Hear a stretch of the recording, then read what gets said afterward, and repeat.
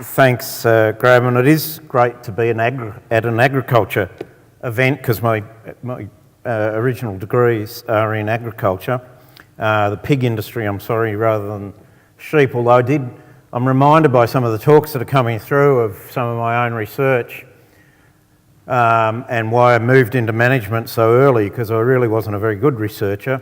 With the ear tags, Peter, I did a stint in Saskatchewan, and of course we flame the pigs, and so you'd have to match up the pigs as they came through with the tag before the burner and then re-tag them.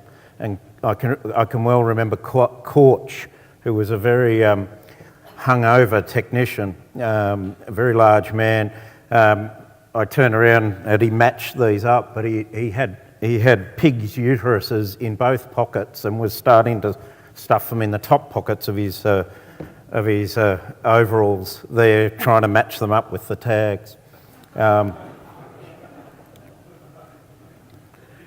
I also taught artificial insemination in sheep at Sydney University for quite some time, and there was a famous ram there who was called Roachy, named after one of the students that had gone through a couple of years ahead of me. He was a Suffolk, and he used to push into the line, do his job, and then come round and push into the line again. And then years later, I gave a talk at a CRC, at a pig industry event, and after your talk, you had a few beers and you're emptying out at the trough, and I turned around and here's a guy, Chris Roach, and I said, I know a ram named after you. And he was terribly embarrassed because his wife was at the event. But he was just a little bit proud as well. Okay, thanks. Thank you for the invite, James. Well done and congratulations to the Sheep CRC. James Rowe asked me to talk about the Sheep CRC from my perspective in Canberra as head of the CRC Association. He asked me to comment on the performance of the Cooperative Research Centre. And our association has 35 CRCs as members at the moment. So asking me to comment on how the Sheep CRC has performed is a bit like asking a parent if you're their favourite child. Of course, I'm meant to love all my CRCs equally, but I'm also the youngest of 7 children, so I know all about parents and how they do have their favourites. And yes, it was me. And the Sheep CRC is certainly one of my favourite CRCs, but it's not just me. Our association gives out Excellence in Innovation Awards. One was just mentioned. Every year. We only give out 2, 3 or a maximum of 4 awards each year between all the CRCs, and in some years we've had a high of 74 CRCs in the country. I'm talking about things like the hybrid cochlear ear implant, the ailerons of the Boeing Dreamliner. They're developed by a CRC, built in Australia, $4 billion manufacturing contract. The ROX Explorer, a new method of circular drilling for exploration, cuts the cost of exploration drilling by 6-fold compared with what it was. If you got a 6% increase from a bit of R&D, you'd be happy, but that was a 6-fold. So really big things, major Australian innovations. Well, the Sheep CRC has actually won one of those awards last year. It won one 2 years before that in 2016.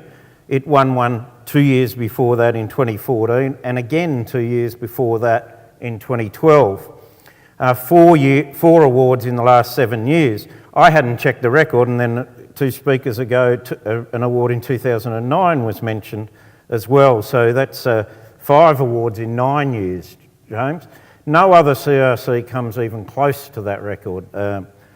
In fact, last year, those of you who are at the award ceremony, we didn't have such a solid platform as this, but we had about 8 big blokes from the sheep industry on the platform, so I decided it really was against the OH&S rules for me to shake their hands on the platform. I was happy if they just all got off alive, because it was shaking, this thing. But why is so there's no question in my mind that the CRC for sheep has been an extraordinarily high performing Cooperative Research Centre. And this is a program that is now coming up to 30 years, introduced by the Hawke government, very much supported by the Howard government, has bipartisan support now, although that has been shaky over the years, and is an important part of the R&D system in Australia. But why has the Sheep CRC done so well? Well, in 2014, I looked at R&D collaborations around the world where universities or government labs are working with industries and businesses. This was a Churchill Fellowship. And in the United States, the Small Business Innovation Grants are the jewel in their crown. Little companies like Google started off, it was their first grant, first income in fact. In the UK, the Catapult system is quite popular, although much newer. In Germany, they have 64 Fraunhofer institutes, a system that's been going since 1948, almost unchanged. And industry there is very successfully working with academics, and the Fraunhofers are put on a pedestal. Interestingly enough, the Germans know about Australian CRCs and have studied them quite significantly, and they're very happy to host you and talk about CRCs over there. These are all really good programs, and if you ask any of the people that are involved in what makes a really high-performing, really good research institute or collaboration arrangement, they all say without fail that it's culture. Culture is the most important thing. It's an easy thing to agree with, but it's actually a very hard thing to define. And if I had to define it, the best culture that people are actually talking about is a mix of the urgency and the practicality of industry, but with the expertise and the long-term view of academia. It's characterised by respect from each of the areas for the other. And I think that's been the secret of, if there is a secret to the success of the Sheep CRC, is that it has got that respect. And that's really coming through today, that mix of industry and academia that produces a very high-performing R&D effort is present in this CRC, and it's obvious when I look across the CRCs. Even at the low point of this CRC, where it couldn't come to terms with AWI, it was an exercise in ensuring that you were getting the culture right. Academics can't be dismissive of the producers or the processors, but nor can the producers be dismissive of the academics. You have to get that respect right.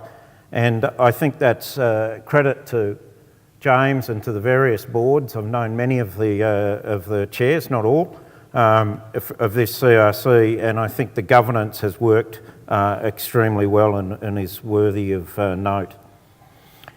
So what's next? You can't have another CRC under the current rules. These rules are actually will change if the government changes, but let's not worry about that for the moment. Although there are plenty of people worrying about it at the moment, just leave them to it. Let's concentrate on the current rules. You can't have a CRC, but you can have a CRC project.